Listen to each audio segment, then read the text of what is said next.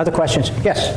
Dr. Barrilleaux, looking at you and listening to you, you say smaller federal government, less spending, and reduced debt. Yes. You also say we must strengthen our obligations to Social Security and Medicare. Yes. Some estimates I've seen say that 60% of the federal budget, when you lump in Medicaid, Yes.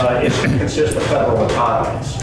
How are you going to strengthen the biggest part of the budget and at the same time reduce spending? Right.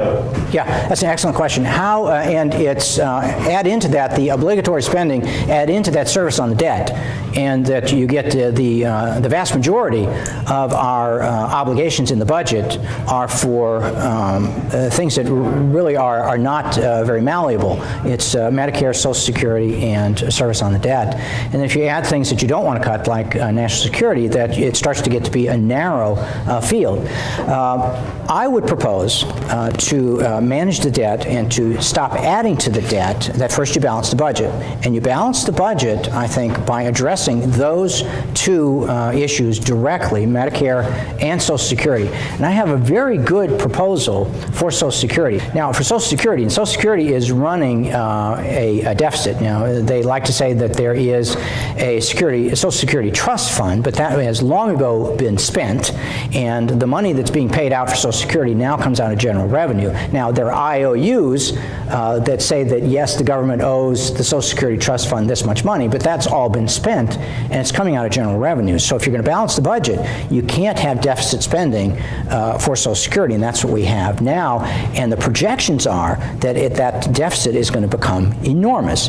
And the solutions that are often offered, and almost fear tactics that are done in Washington now, is either some version of we're going to reduce benefits by denying benefits. Maybe you have to be older to collect benefits, or you're going to get lower benefits, or they're going to means test the benefits so that if you make too much money, you get less or you don't get any.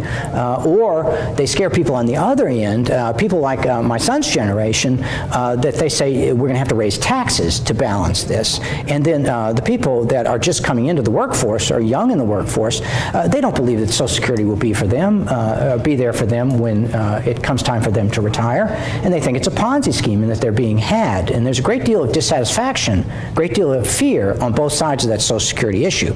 Now, how best to solve that? And this is where being a conservative, and to be an economic conservative and a constitutional conservative, comes in very handy, because I think there's a very, very simple way to make Social Security a solvent and even provide a surplus to Social Security.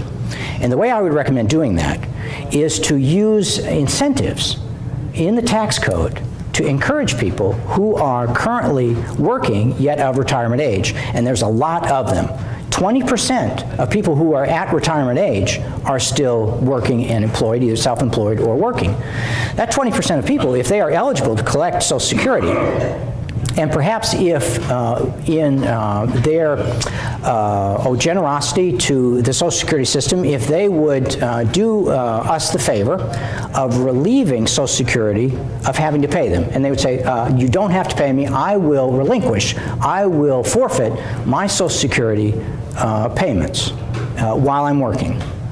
And in return for that, in gratitude for that, the country would ask them to pay no income tax and no Social Security tax. And how many people do you think would take that offer?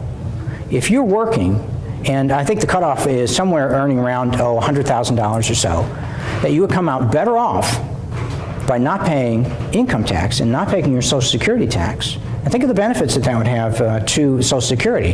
That if just 2, 3, 4% of people who are Social Security beneficiaries accepted that offer, that we would eliminate the Social Security deficit. But if 20% of people that are retirement age are working, and if 10, 15% accepted that offer and would forego their Social Security, then Social Security would again run a surplus. And that surplus then could be directed toward higher payments and more benefits for the beneficiaries, and it could be directed toward lowering taxes for this generation that's coming up.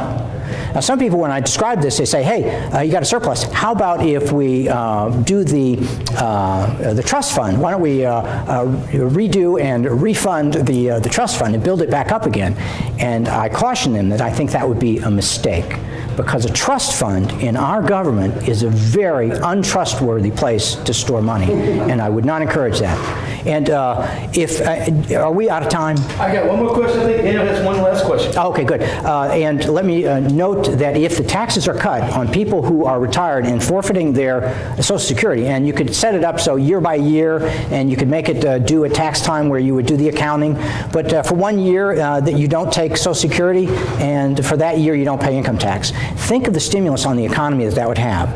If retirement age people are not paying income tax, and the extra money that they would have, and where they would put that money, they would spend that money. Either they would fund their retirement plan if it's not fully funding, and maybe that's why they're still working, or they're going to spend it. They're going to spend it on college for the grandkids, they're going to spend it on weddings, they're going to spend it on travel, they're going to buy a new boat, and all of that is going to be economic activity that's going to stimulate the economy. And each incidence of economic activity is a taxable opportunity for the federal government, and revenues to the federal government would grow because the economy is growing and there are more taxable events, more taxable opportunities. So I think using a conservative approach and lowering taxes and creating an incentive for people to ask less of Social Security, but make it a nice incentive, that would solve that problem, and then that would go back to the budget, and that would relieve the budget of that burden. And there are many other ways that we can relieve the budget, but I don't think I have time to discuss. Yeah, thank you. Thank you. Thank you very much.